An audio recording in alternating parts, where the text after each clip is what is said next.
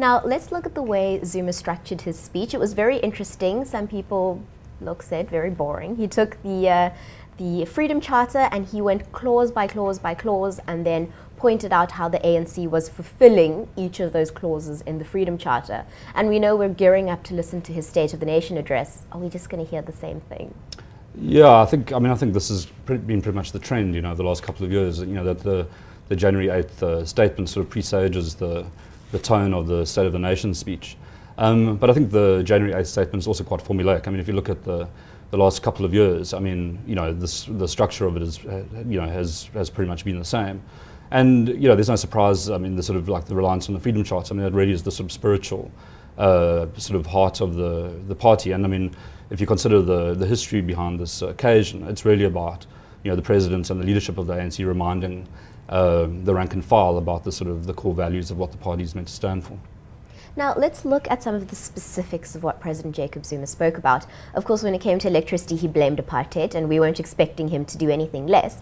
But he was quite forthcoming with issues like corruption and land reform, admitting, in a sense, that the ANC wasn't doing enough. They were trying, but that they were falling short. So, are we seeing a new President Zuma, a president who's willing to step up and take responsibility when the party fails? I don't think we saw anything particularly new there. If you look at the key sort of pillars of the speech, and what we must always remember is that this is not Zuma's own view. This is really articulating what the the National Working Committee feels. And a lot of those themes are very similar to last year's January 8th statement. For me, I think what was interesting about it was that it almost more kind of presages what we can imagine the ANC would like the political debate over the next year to be and how it would like to frame it.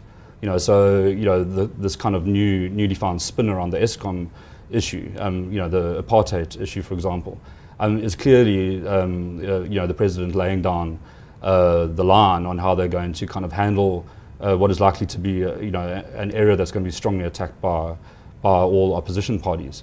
The issue of land reform as well, is not particularly new. It's an issue, and the expropriation issue has been on the agenda for some time. In fact, back in September, the expropriation bill was in fact approved by cabinet. So it's ready to go into the legislative process as the President signalled.